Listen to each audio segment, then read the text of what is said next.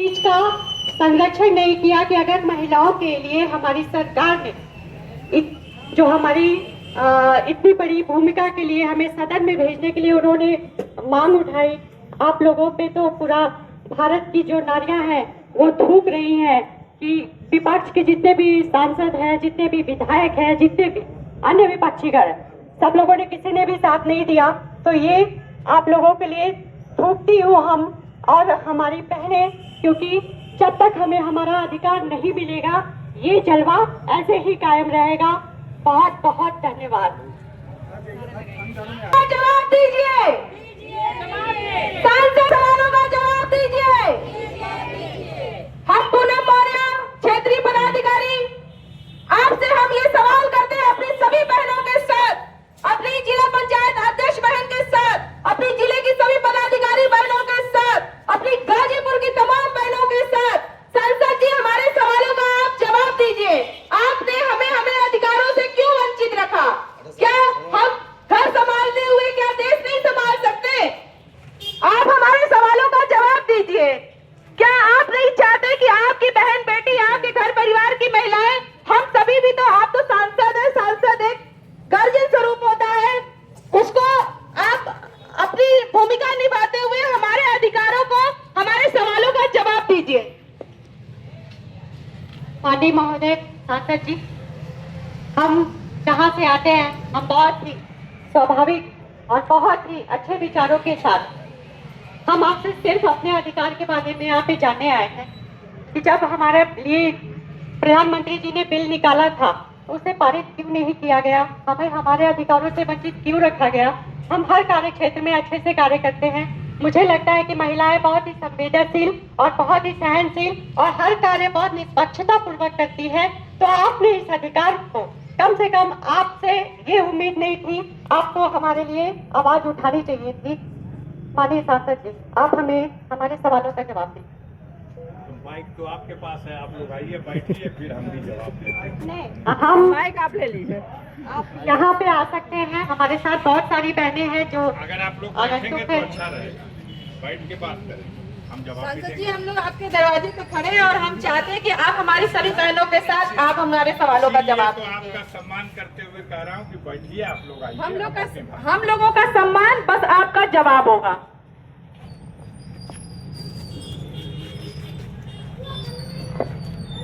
उपस्थित सभी बहनों का,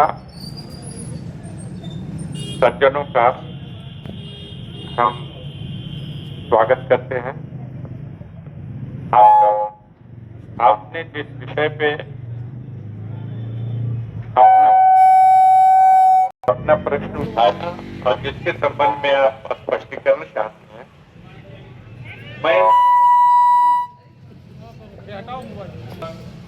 निचोड़ ही किसी बात विवाद का विषय न बना के निचोड़ बताना चाहता हूं कि ये वर्ष 2026 है और वर्ष 2026 में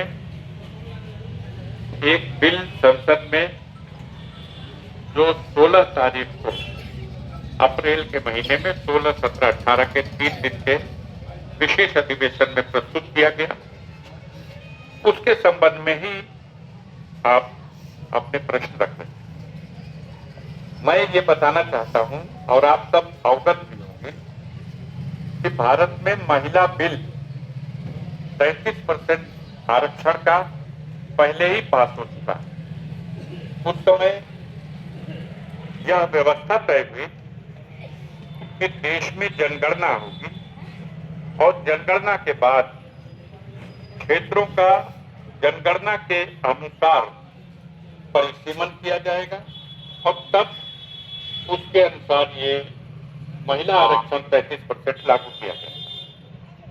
किंतु इस विषय में सरकार ने बिना किसी विपक्ष के कोई परामर्श के एक बैग ये बिल लाए और मौखिक रूप से ये बताया गया कि 2011 में जो जनगणना हुई थी उसको मानक मान करके देश की जनगणना का जो संख्या है उसके आधार पर हम परिसीमन करेंगे और संसद में या विधानसभा में सदस्यों के, हर विधानसभा, हर और देश की संसद के लिए सदस्यों की संख्या में वृद्धि करें।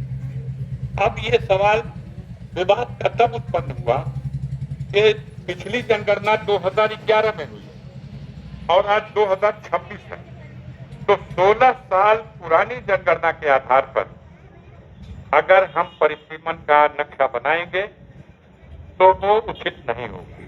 हम व्यक्तिगत रूप से हमारे नेता माननीय अखिलेश यादव जी और पूरी पार्टी इस बात से सहमत है कि महिलाओं को रिजर्वेशन मिलना चाहिए और जल्द से जल्द मिलना चाहिए।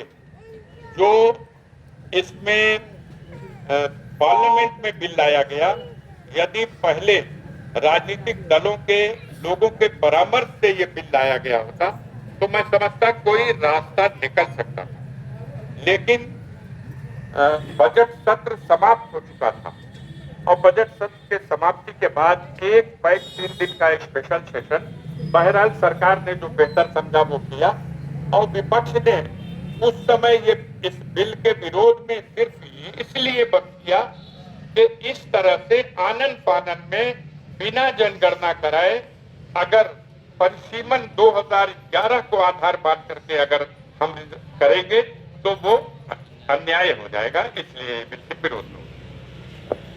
माननीय महोदय, आपने जो बताया वो तो हम न्यूज में देखते ही आ रहे हैं, आपने कोई मुझे नई बात नहीं बताई। लेकिन मैं तो बस ये जानना चाहती हूँ कि परिसीमन की जरूरत क्या है जहाँ महिलाओं की नारी शक्ति की बात आती है, जनगणना की बात क्या है क्या? जहाँ महिलाएं आती हैं, अगर हमारी आधी आबादी आप ले आते हैं, अगर हमारी सरकार ने अचानक से नया सेशन रखते हैं, ये तो आप लोगों के लिए अच्छी बात होगी ना। हमारे लिए, हमारे आजादी के लिए, हमारे जश्न के लिए अलग से सेशन रखा गया है।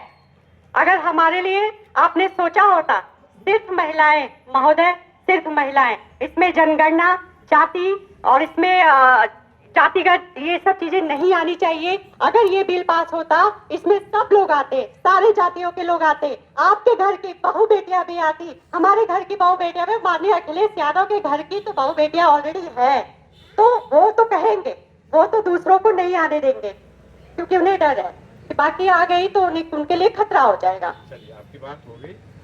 आप जिला पंचायत अध्यक्ष के हैसियत से हमारे जनपद की प्रथम नागरिक हैं, मैं आपका स्वागत करता हूं अपने द्वार। जरा गंभीरता पूर्वक फिर भी विचार कीजिएगा, 2026 में 2011 की जनगणना को मापदंड बनाया जाना उचित नहीं है।